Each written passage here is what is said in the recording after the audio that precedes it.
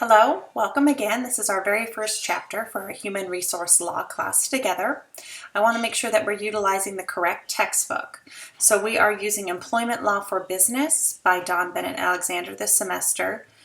I want to make sure I have as much information on the Moodle webpage that you can resource, all of the PowerPoints that I'm lecturing off of, our quizzes, assignments, everything is outlined in both your syllabus and then in Moodle as we work the 11 weeks together. So make sure that you're reading the instructions as we go along.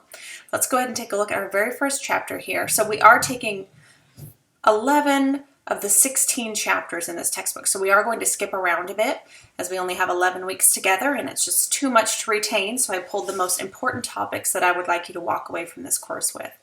That being said, we are starting off with Chapter 2, the Employment Law Toolkit, Resources for Understanding the Legal and Recurring Legal Concepts.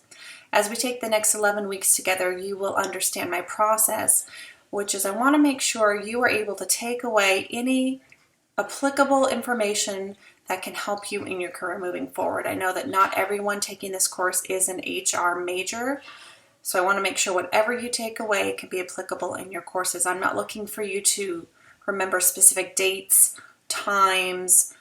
I want to make sure that you can recall this information and find it valuable in your careers ahead. So keeping that in mind as we go through some of this legal jargon, take it in stride, use your resources, utilize your textbooks, your PowerPoints, utilize your colleagues and myself as your instructor, and let's try to gain as much information as we can in this semester. So as we delve into Chapter 2, we start talking about the federal court system and the rules that we have between the federal system and the state regulatory system. Of course, we're in the state of California, so this might differ for anyone working in another state with regards to employment law. We all abide by federal regulations and then we adhere to our current state regulations and finding out which of those is more applicable to the firm or the industry that we're working in and staying within all of those rules, regulations, and guidelines when we're working in the human resources field. So the beginning of the chapter starts off with really defining some terms that you might hear: plaintiff, defendant, appellate, appellee, looking at the different ways that either an employee can be brought to court or an employer can be brought to court. We're looking through the different types of ways that we can be cited, whether it's prima facie, cause of action. Take a look through some of these slides. Let me know. We do have a burning question that you'll find in every week's lessons, and that's why I want you to pull something from the text that either you're desiring more information on, you have a question, you feel that we haven't covered well enough, or you'd like to hear more from your colleagues. So I encourage you to post that. It is a mandatory assignment. Please post one question or more, if you can, in our weekly burning question, and we'll be responding to you in that post throughout the week. Looking at the very first concept that some of us should be aware of is employment at will. What does employment at will mean? That means that the employer has the ability to let us know at any time that they are severing the relationship. They can say it's just no longer working out, we're going another way. You don't need to have some specific punitive reason for letting someone go. They say California is an at-will state, something to keep in mind. And they give you a few key terms here for employment at will concepts.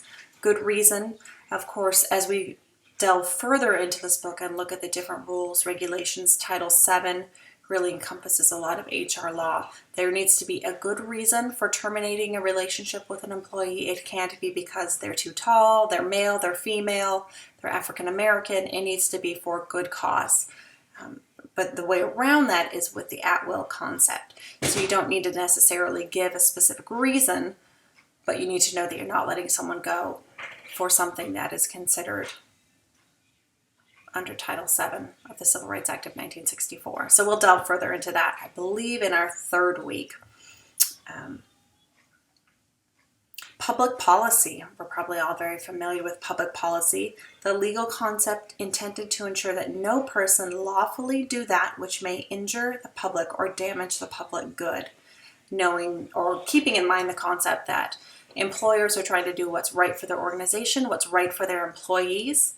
In essence, we're trying to do what's right for the public in whole, whether it's pay structures, benefits, our hiring process, whatever it might be.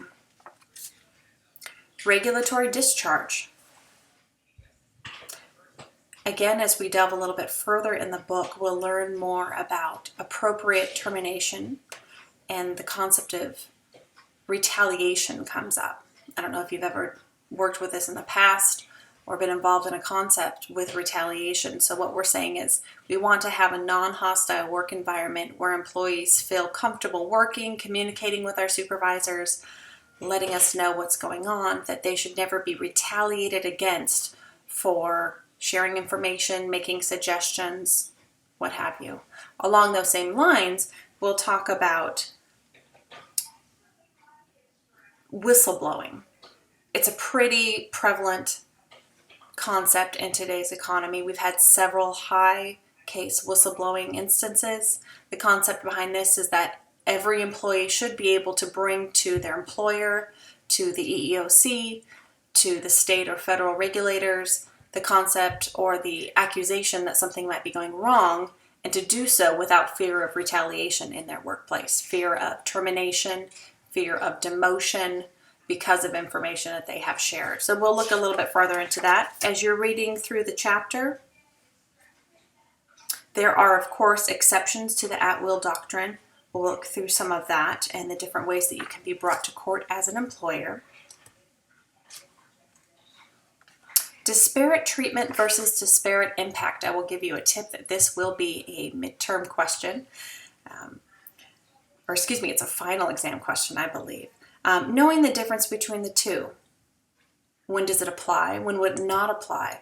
I mentioned at the very beginning, a few minutes ago, that every state has different rules and regulations. We adhere to our own state regulations in tandem with our federal regulations. How does disparate treatment and disparate impact fall in line with those? We talk about reasonable accommodation. Again, this will come up later on. The concept that under Title VII, an employer has the legal duty to reasonably accommodate up to a certain extent their workforce.